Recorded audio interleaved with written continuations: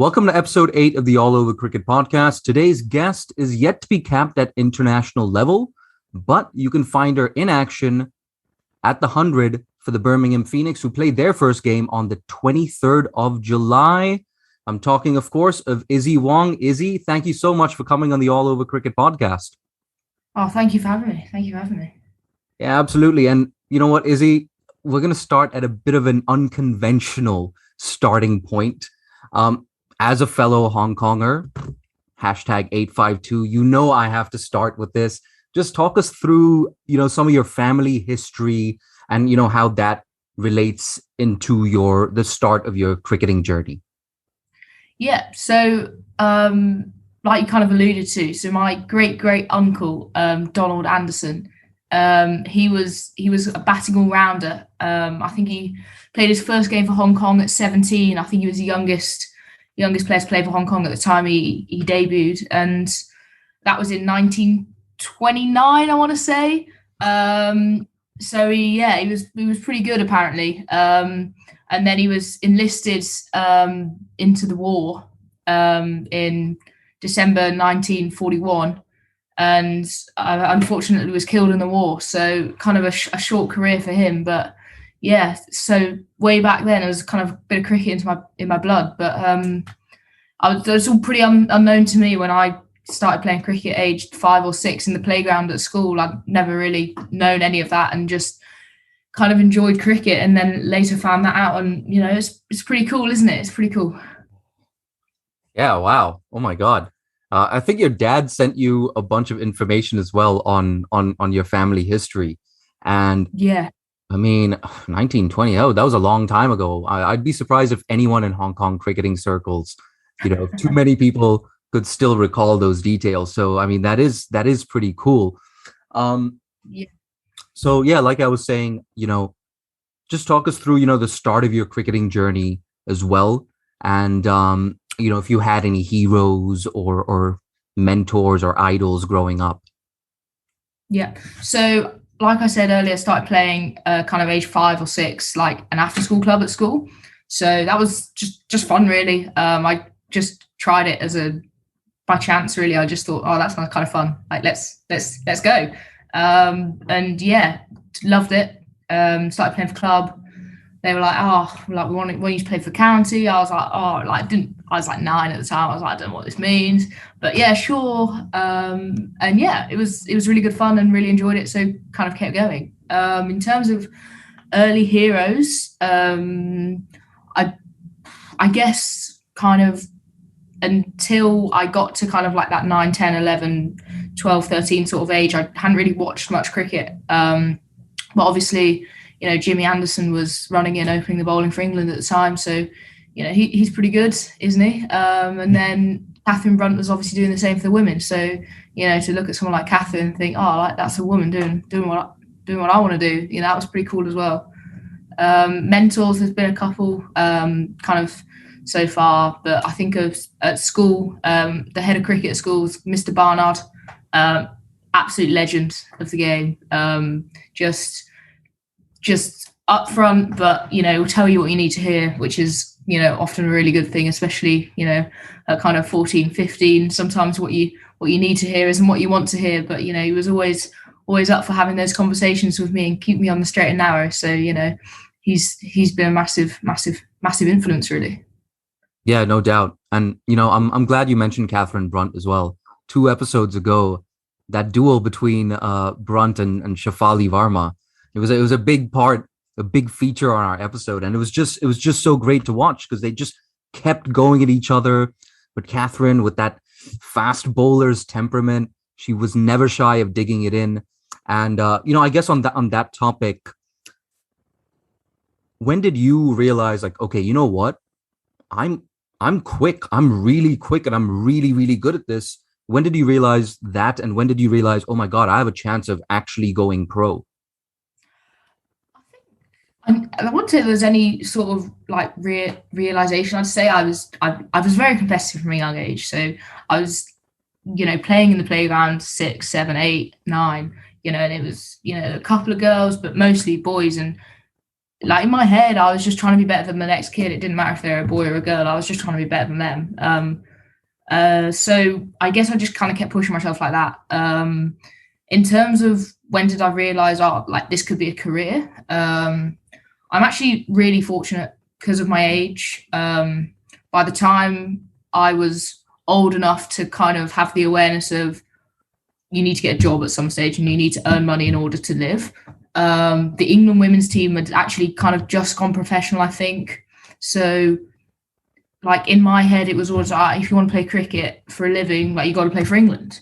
I was playing cricket for England would be pretty cool. So, like let's try and do that. And then, kind of coming out of school was the first. I finished school last July, and that's literally when the regional retainers came in, and the regional contracts came in. So, I'm at a really fortunate age where it's all kind of evolved with it just in time for me, really. So, it's super exciting, but I'd never really kind of thought anything different. I'd never wanted to be anything other than a cricketer, really, apart from when I wanted to be an astronaut when I was like 5. So yeah, it's like I said, just really fortunate my age, really.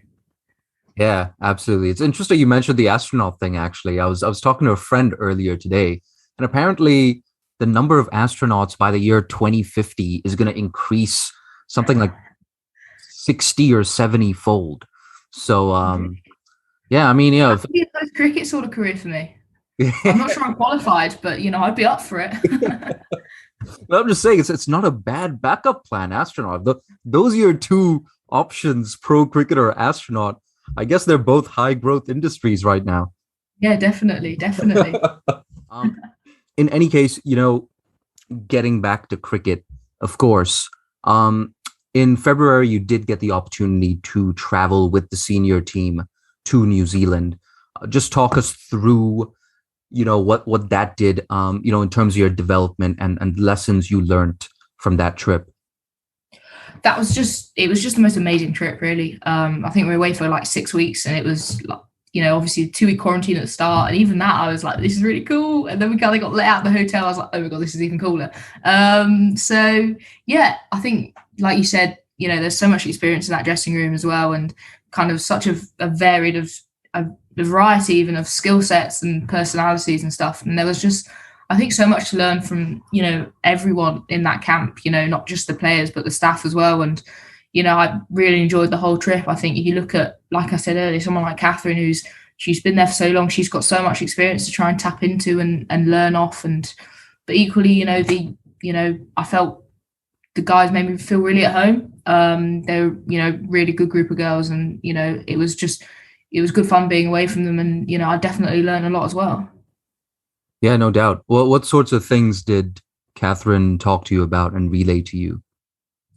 We spoke a lot about we spoke a bit about fields and kind of approaching different areas of the game, like tactically, but also kind of temperament off the pitch, and how she kind of goes about her business. And obviously as she's getting older, she's got so much knowledge on how to keep herself going. And yeah, it's just really interesting to kind of listen to how she approaches off on the field stuff, but also off the field stuff as well. Yeah, no doubt. And I think there was a documentary on Sky Sports, and it's on the YouTube channel, on Sky Sports' YouTube channel as well. But Catherine Brunt, in high school, she didn't in high school, or I believe they call it secondary school in the UK. It wasn't the easiest time for her. I think she struggled a lot with her weight and with mental health as well. So I'm sure someone as experienced as her, both on the field, but also what she's been through off the field, and also what she's overcome over there. It must be an invaluable experience to have her to lean on for advice. Definitely. But I think, like you said, mentally as well, all the rest of the girls, they've been there and done that, and being away from home, and, more recently being in kind of COVID secure bubbles, and I think it definitely takes its toll on you. So to kind of just, they know it and they kind of understand, and they, just seeing how they kind of go about tours and, the COVID bubbles now, to just keep themselves going and, switching off from the cricket, because, it's hard, I think, when you're away sometimes and you're surrounded by people who you all play cricket together and the coaches and stuff, to actually, when you're not on the pitch, just switch off from the cricket and, talk about other things. But I think that's a massive part of it, and kind of seeing how they go about that as well, and how they fill their time off the pitch to kind of keep their momentum going on the pitch is really, really interesting. Yeah, no doubt. And, on the topic of that mental side, I'm actually interested to know, we talked a lot about, what Catherine's been through. We touched on it briefly, but, what would you say is the biggest challenge you've had to overcome so far in your career, and, how did you overcome it? I'd probably say, so a couple of years ago, I think 2018, so what's that, 3 years ago, I actually had glandular fever. I got to it's at the end of the cricket season, so like August, September sort of time, and I was feeling a bit ropey. And I remember, like, I had the last game of the season, got back to school, and within 3 days I was like in hospital with glandular fever. And I think my body just kind of thought, no, we've had enough for now. In the cricket season, I kind of just kept going and kept going and kept going and kept going. And then, eventually it was like, no, we've had enough. So, that was pretty tough. Obviously, you've got to be quite careful coming back from glandular fever on how quickly you do stuff, and, energy and stuff like that. It's just so draining.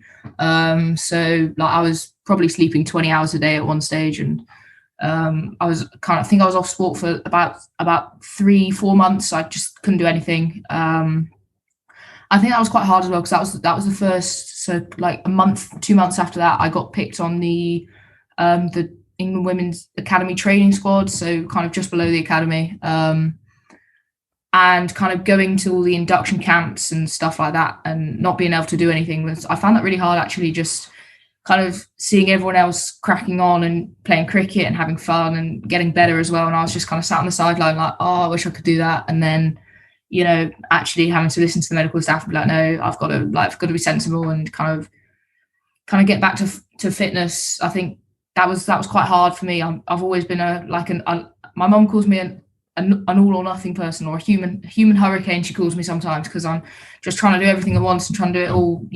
this, and to actually not do anything it was really different, actually. In terms of coming back from that, it was, like I said, just trying to listen to the medical staff, and as much as I wanted to play cricket, trying to fill my time with other stuff. So I was playing the guitar a bit more. I was, at school, I was really focusing on trying to get ahead of my studies.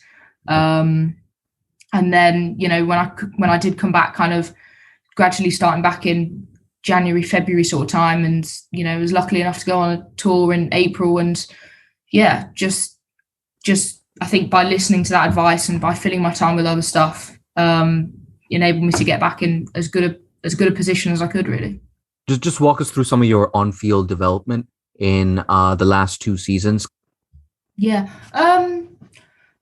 2 seasons ago, what was that? So that was Warwickshire, and then kind of Vipers in the back end. So I don't think so. I think actually I was probably happier with that season than I was last season, to a certain extent. I think that season, we had a really successful county campaign, winning the T20s, and then to kind of get picked up and play in the KSL, even though I didn't play that many matches, I was probably at the stage where I was just happy to be around and kind of, learning off the overseas guys, the international guys. And, I made some really good friendships with the Vipers girls as well. Some of the younger guys especially. And I think that was a massive summer for me in terms of learning. And, I really enjoyed my cricket that year. I think I didn't necessarily perform as well as I have in other seasons, but I think, I really enjoyed that season from, just making friendships and enjoying cricket. I think that's a massive thing for me. If I'm not enjoying it, then I kind of, what's the point? And you're not always going to enjoy things. And that's where you've got to work out what you really want and how much you want to push yourself and do things you don't want to do. But fundamentally, for me, if I'm enjoying my cricket, then I'm going to work hard, and I'm hopefully going to get better. So yeah, I think that was a really, really exciting summer for me, with the KSL. Obviously last summer was kind of really weird with COVID, because usually we start in like the end of April, and then like by May and June it's properly kicked off, whereas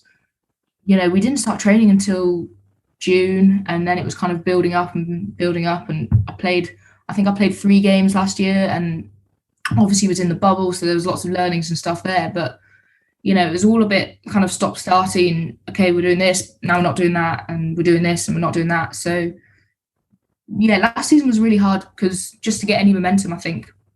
And obviously with momentum, you play more games and you get better. So I think that's what I've really enjoyed this year. We've just played so many more games, and that's kind of enabled me to show off my new skill set that I've worked recently, but also to kind of make mistakes. And I think that's how you play in games. You try things, you make mistakes, you go back to the drawing board, you say, okay, what happened here? Like, was the plan bad? Did I execute it badly? If I executed it badly, let's work on it. Let's get better. If the plan was bad, right, we need a new plan. And yeah, I think those games are really where, personally, I find my game moves on so much, because by seeing what's happening in those games, I can kind of evaluate what I've been working on and kind of work out what I need to do in training to prepare myself, really. Yeah. I guess my next question is with the 41 contracts awarded across the 5 regions, how has that changed things on a day-to-day basis with the way you train compared to, a couple of years ago? I think for me, it's kind of interesting because obviously it's my first year being out of school. So for me, it's quite different because, I was at school training, most days. Gwen Davies she's one of our pros at the Central Sparks. She's also my teacher at school. So, I trained with her most days at school anyway. And now we're just doing it, but not at school. So, but I think that I'm trying to think of the word, but with that continuity of, you're training 3, 4, 5 times a week, and you can just get so much more volume in and so much more momentum with it. That's not been there in the past. And I think for me, coming out of school even 2 years ago, 1 year ago, I'd have had to go to university potentially to just, give myself the time to study or, get a job. And now I can actually just focus on the cricket and kind of work everything else around that, which is quite nice, that the cricket is the main focus. And then it's, okay, I've got a free afternoon here. Like, what am I going to do there? Am I going to coach? Am I going to go for a coffee? Am I going to sit and play on my PlayStation? What's going to help me recover, but what's going to make me happy. So I think that's a massive thing. But there are older guys. You look at someone like an Eve Jones or a Marie Kelly, who've they've kind of gone to uni, they've had jobs here and there. For them to actually be able to focus on their cricket, and even though they're older, they've come on so much as well. I think we all have, just from having that freedom of, you can train this much and that's okay, and you've got the financial backing for it. Yeah, absolutely. And it's so great to see. I'm not going to say the parity with the men, because we still have some way to go in that respect, but like you said, just being able to focus on cricket as someone who's trying to play for your country, or someone who's playing at an elite level, it's great that that's actually an option now for women's cricketers in England. And I guess that leads us on to a really good segue. Let's talk about the 100 this season. The opportunity to play with and to play against some of the best female talent. Except for a lot of the Australian players who pulled out, but otherwise, on Birmingham Phoenix itself, you've got Shafali, and you have a whole host of really good replacements for some of the Australians who've unfortunately won't be able to compete this year. So, just talk us through how important the 100 is, and playing with the best cricketers in the country and some of the best cricketers around the world, and what that could do for your development. Look, the 100 is massive. I think for the women's game especially, it is so big because, like you said, the kind of parity with the men's game that the 100 is bringing. We're on the same platform as them. We're in the same clubs as them. I think that's really important for us. And it's, giving the women's game just that bigger platform to grow, because, you mentioned earlier, it's growing at an exponential rate. And the 100 is just accelerating that. And, hopefully other sports can look at how the 100's running it and think, you know what, they're doing it right. Let's take a leaf out of their books. In terms of playing with, the best in the world, well, that's pretty exciting, isn't it? We look at someone like Shafali, our other overseas, Katie Mack and Erin Burns, they've all got so much experience in playing in, whether it be World Cups, whether it be big bashes, I think that experience is something that we're all, really keen to learn off and tap into as much as we can. And, like you said, they are outstanding players in their own right. It doesn't matter who was meant to come. We've ended up with 3 quality overseas, and obviously we've got, the international girls like Amy Jones, Georgia Ellis as well. So I think, it's really exciting to kind of be playing alongside these guys and learning off them, and hopefully watching them put in some spectacular performances for Birmingham this year. Yeah, absolutely. It's going to be a really exciting tournament, especially with the curtain raiser being a women's game. So yeah, like you said, just the men and women playing together. It could be a great example for other sports to follow. So yeah, and I find it interesting because there is all this negativity about the 100, and I guess we're not really gonna go into some of the rules and stuff like that. I don't think that's relevant to the discussion, but I feel like all of that, at least in my opinion, is countered by the fact that you have a lot of women's matches being broadcast on television, and I think the Sky Sports YouTube channel for the ones that aren't going to be on TV, and that's just so.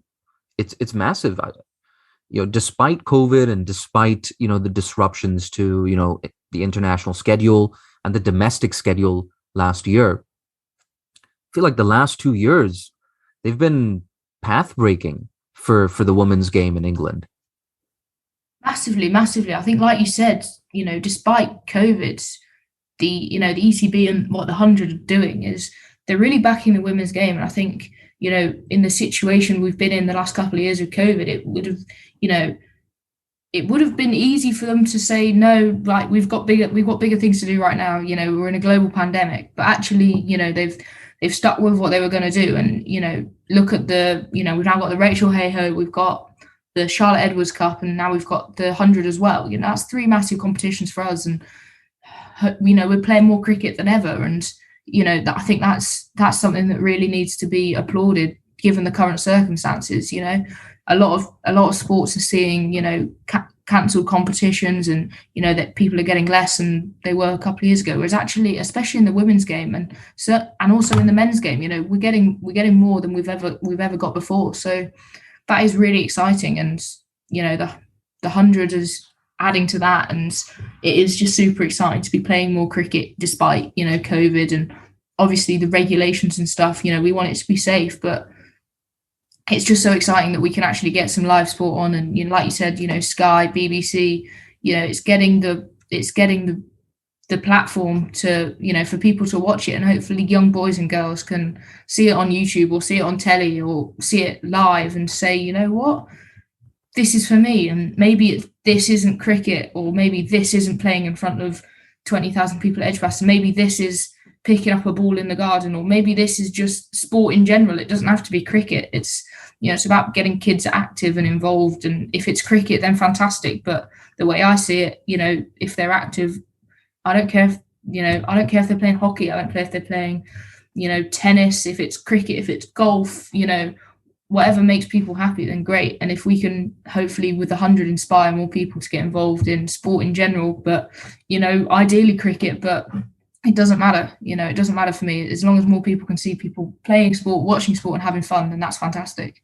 Yeah, no doubt. And I mean, some of the games are on YouTube. They're getting a lot of views. I think there was a game recently between an Irish Select 11 and a Lancashire 11, and it broke the 100,000 view mark. And this was, this was really, I don't want to say an exhibition game, but this was not part of any specific competition. And still, you have 100,000 views on a game like that. Absolutely massive. And I don't think we wouldn't have seen this, maybe 4 or 5 years ago. But with technology improving and the advent of streaming, and perhaps even a lot of people being locked down at home, and I guess just streaming more sports and more TV shows and all of that, that's it's been massive for the visibility of the women's game. Yeah, definitely. I think, what you said about the Irish girls and the Lancashire girls, that game, it shows you that if you put it on, people will watch it, and if you put it out there, people will watch it. And I think that's been a massive thing, across the domestic stuff for the women's game last year, because obviously, other than the final last year, none of our games were on Sky, but people, and being behind closed doors, people couldn't come to watch. So trying to get that engagement through streams has been massive, and I think it's worked. Like you're saying, the numbers are going through the roof, and it's hopefully we're engaging with people, but it's showing that the clubs and the ECB they're putting it out there to be watched, and people want to watch it. So that's really exciting for us as players, and really exciting. And like you said, it probably wouldn't have happened a couple of years ago. So just to see the direction that the women's game's going in is really exciting. Yep. And I guess just to rewind a little bit, you did speak about Mr. Barnard in your teenage years, and it's really important to have these, I guess, a group of mentors or a support system, in those early formative years of your career. Just talk us through, once again, perhaps Mr. Barnard, and also, I guess, maybe the role of your family and anyone else who was really supportive at that young age. Yeah, so Barn he's the head of cricket at Shrewsbury. Kind of the first couple of years, he was really good. Just like I said, kind of keeping me on the straight and narrow, making sure I've got all the support I need in terms of coaching, in terms of S&C, so like fitness, also in terms of who I was playing for, like Issy, who are you going to play for this week? There's an under 15s cup match for the boys. The girls' first team have also got a game. How can we balance that? And together with Gwen, they were really good, kind of just sorting me out. But the last 2 years, so in kind of sixth form, so from 16 to 18, he was they call it a tutor. So he just kind of looked after my kind of schedule and my studies as well. And he was just really good, kind of fighting my corner. If there was, if I had to miss a lesson because I had a fixture or a training camp at Loughborough, then, he was just really good about speaking to my teachers and saying, yeah, look, she'll catch up. We promise she'll catch up. Just, she's got to go to this. And, to be fair, the teachers were all fantastic with that as well. They got it, and that's really good. But off the pitch as well, and away from school, he was really just a nice guy, and I felt like I could talk to him about anything I needed to, and he kind of understood. He understood cricket as well. His son is Ed Barnard, plays for Worcester, so he understands what's going on and how the kind of land lies, and if it was I needed to have a chat with a coach from Warwickshire, he's more than happy to kind of sit in with those chats and just make sure everything's going, well for me. In terms of my parents, they were fantastic all the way through. Whether it was driving 3 hours to Buckinghamshire away when I was 10 to watch me, and I'd probably got a duck and bowled a pile of rubbish and then got in the car and was really moody with them on the way home. But, we did it again 2 days later, and they were fantastic with that. But, also my little brother, the amount of times he's had to sit in a car all day in the summer because I've got a game, and, he's got to come with me and whichever parent was taking me to watch. And he's probably watched far more cricket than anyone else I've ever met, really. But, I really appreciate all three of them for that, really. And, now, I'm a bit older, I can drive myself, but my mum and dad still love coming, and I'm sure we're going to persuade my little brother to come to a few games this summer. And it's nice that that hopefully they're enjoying it too. But I am really thankful for the kind of support that they've given me, like all the way from when I was 5. Really, they always said to me, like, if you don't enjoy something, let's stop. And I think that was really important for both me and my brother. Like, if we're not enjoying something, then why are we doing it? And I think that's really translating to where I am today. When I'm training, I'm always trying to do it with a smile on my face and enjoy it. And I think you get so much out of more of things when you enjoy them and you have fun. And that's what you kind of remember. You don't remember what you bowled, or if you bowled well, or if you bowled badly. remember how you feel, and you remember if you feel fantastic, but equally if you messed up, you probably don't remember what you messed up, you just remember feeling awful. So I think the more you can try and feel good about what you're doing and enjoy it and have fun, then the better, really. Yeah, no doubt. Did you play any other sports or have any other extracurricular activities? Yeah, so I played what I played. I played a lot of tennis when I was like pretty young, so kind of up to the age of 11, I was playing tennis. I kind of stopped that then. Obviously did a bit of swimming and stuff when I was younger. Then I did a bit of football. I was a goalie because I was really bad with my feet. So I worked out I was just a bit of a nutter and would chuck myself at the ball. So goalie was probably what I needed to do. That kind of translated into doing a bit of hockey goalkeeping. When I got to Shrewsbury and I played a couple of games. I played for the second team for a season there, and I just had fun with it. Really, it wasn't ever anything serious. I just had fun. And then actually, there's a sport called fives. It's quite like a niche sport, but they play it at Shrewsbury, eating fives, and you kind of have like gloves on your hands. It's a bit like squash. And yeah, I really, really enjoyed that. Actually, had great fun with that, and I played. We competed quite well for that. So that was quite a nice switch off from cricket. Actually, to actually compete to a decent level at another sport was, yeah, it was nice that everything's not cricket. It's interesting you mentioned fives because I'm completely blanking on the name of the sport. But in North America and a large part of the world, there's actually a name for that sport. And I'm gonna Google it. And Okay. when I find out, I'll send you a message and tell you Yeah. what that sport is. But no, I mean, I think you hit the nail on the head. It's really important to have all this choice. And like you said, if you're not enjoying it, then what's the point? And I guess speaking of enjoying yourself in the cricket field, my next question, what's your most memorable performance on the cricket field, whether that's as a professional or in your younger formative years? Um, there's a couple that spring to mind. I think a couple of years ago we played. We had under 17s like for Warwickshire. We had like national finals. We managed to win that.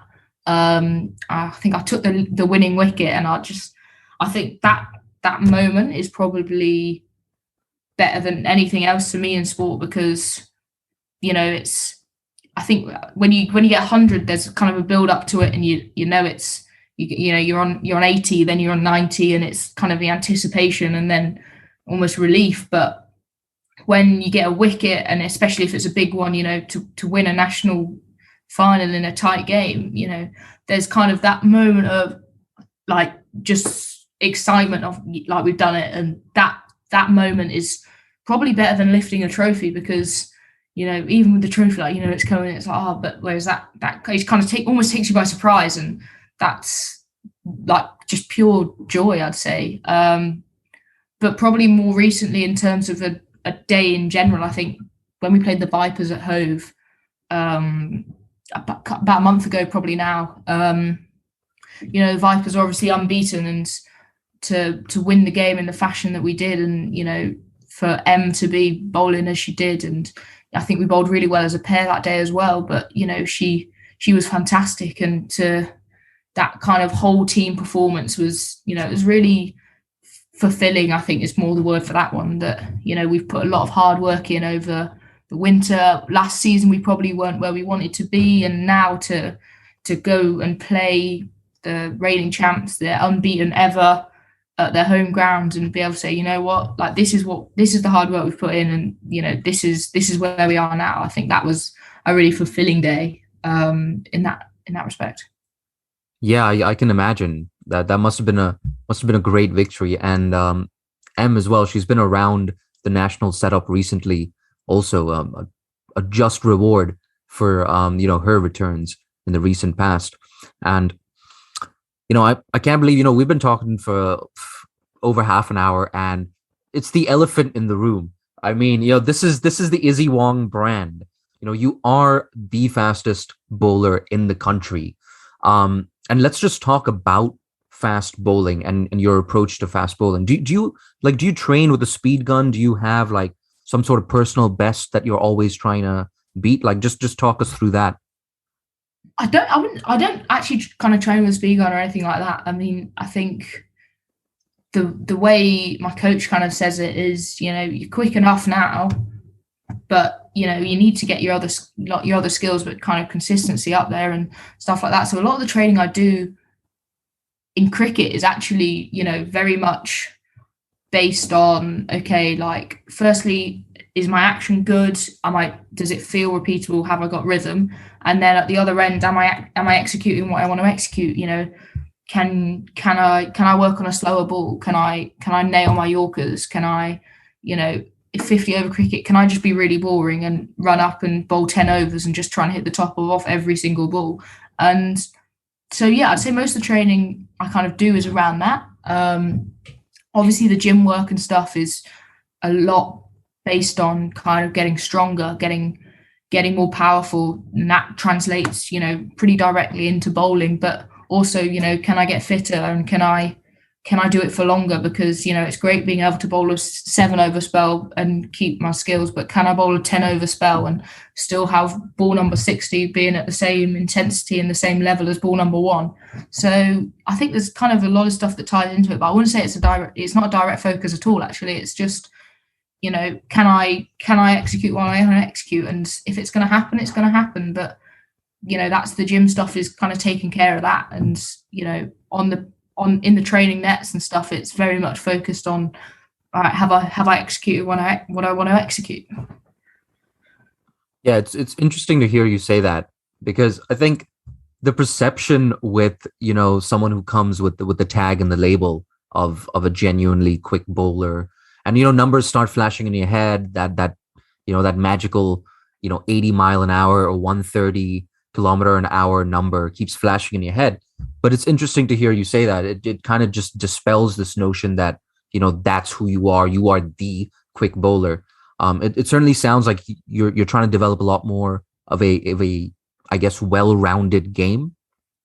Yeah, definitely. I think like you said, that perception is probably out there, and but it's really not the case. That's not it's not a focus for us at all. Obviously me and Em, we complement each other really nicely, but there's no competition from any respect on who can bowl the fastest, because we just know we're different bowlers and we got different roles, and all the work we do together is how can we complement each other. And whether that's obviously I'm 5'6.5" and she's 6'1", I think. So some days it's okay, right, you're gonna hit people in the head, and I'm just gonna keep going at the stumps. And then some days it's okay, I'm a bit shorter, so they're probably not expecting it from me, so can I bang it in short, and you go fuller, and we'll try and catch them out like that. So I think there's no competition between me and Em. It's just I think we've worked really well together this last 12 months or so to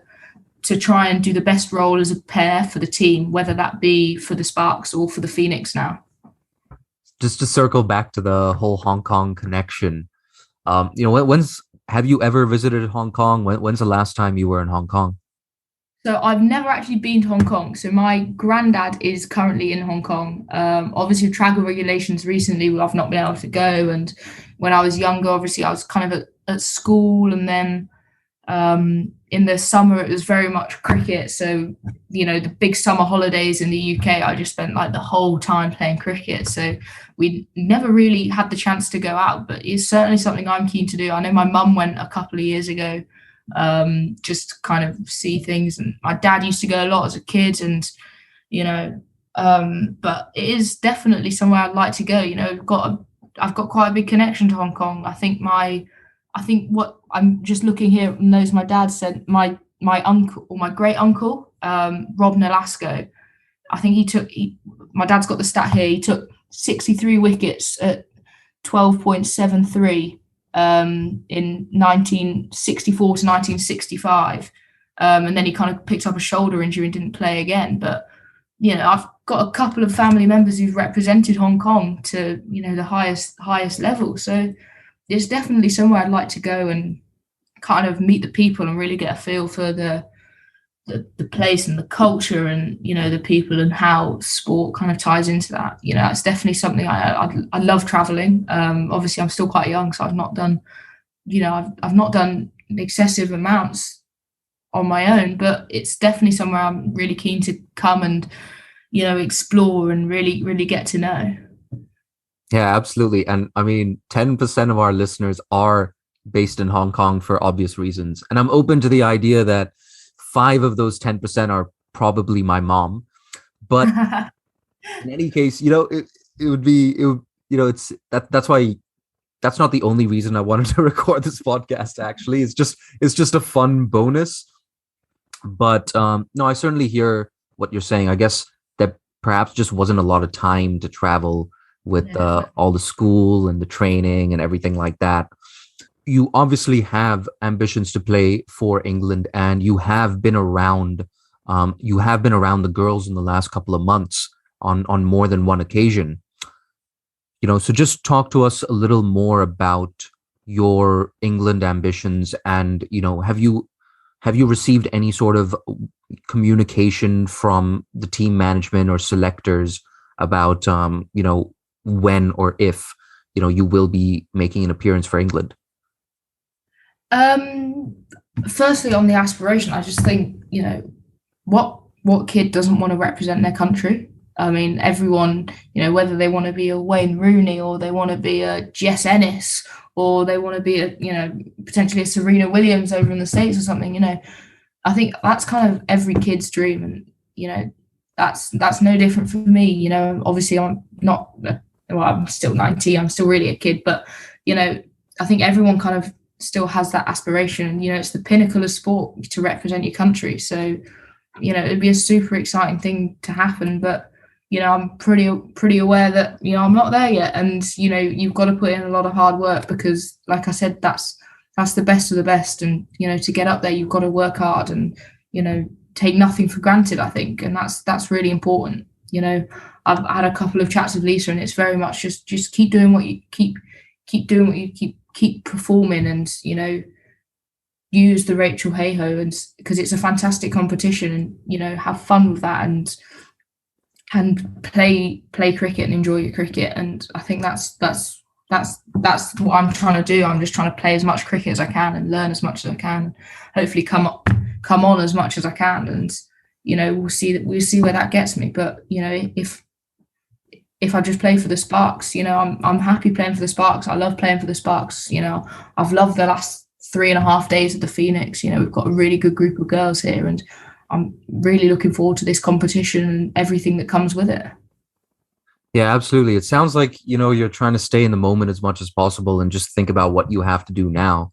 And, but, perhaps I'm just projecting at this point, because I imagine doing this all the time. I imagine, hitting the winning six for Hong Kong at a World Cup final or a World Cup qualifier final. Have you ever, had like this daydream or just this thought or this in your imagination, like, oh my God, I just took the last wicket for England in a World Cup final, and now we're champions. Has any image like that ever appeared in your head?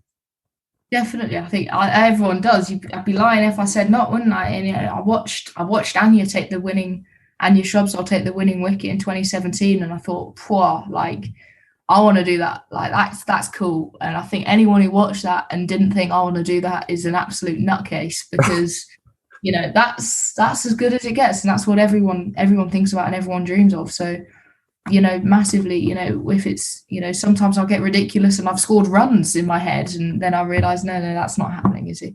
But I just think, to really have that kind of dream, and I think that really probably shows how much I just love the sport and love cricket, and definitely have those dreams more often than not.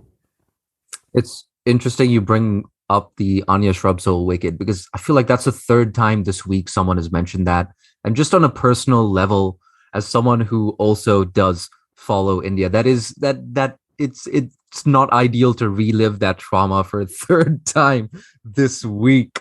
That's actually after one of my Pakistani friends reminded me of the Champions Trophy final, and that was both I'm those sorry. things I'm happening in the sorry. space of a month.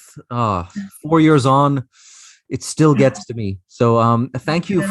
for ending things on that note, Izzy. It's gonna be not easy to sleep tonight. So thanks for that. But in any case, Izzy, it's been an absolute pleasure talking to you. Just to wrap things up, just if people want more of Issy Wong, where do they find you, whether that's social media or anything like that? Obviously, with the Birmingham Phoenix this summer, so tune into the 100. But obviously, I'm social media, so I'm on Twitter and Instagram, Wongy95.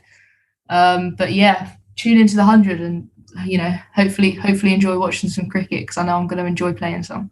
What's the 95 about? This is actually quite an embarrassing story. The film Cars from like 2006. Yeah, the Pixar one. Yeah. It was my favorite film when I was little. I think I was like 4 when it came out, and I just loved it. And Lightning McQueen, the main character, the red car, his number was 95. So when I first got asked for a shirt number, it was just kind of the first thing I thought of. I was like, like he was pretty cool, and he had the number 95. So let's see if it works for me. And it's kind of stuck, really. So yeah, 95. Brilliant. Now we've got our podcast bonus content as well. So we're all So set. Oh Wong wow, 95. that is some jersey. It's cool, isn't it? It's pretty Yeah, those classical. colors. A bit Wow. Lightning McQueen as well, so I'm a massive fan. Brilliant. Well, thank you so much for coming on once again, Izzy.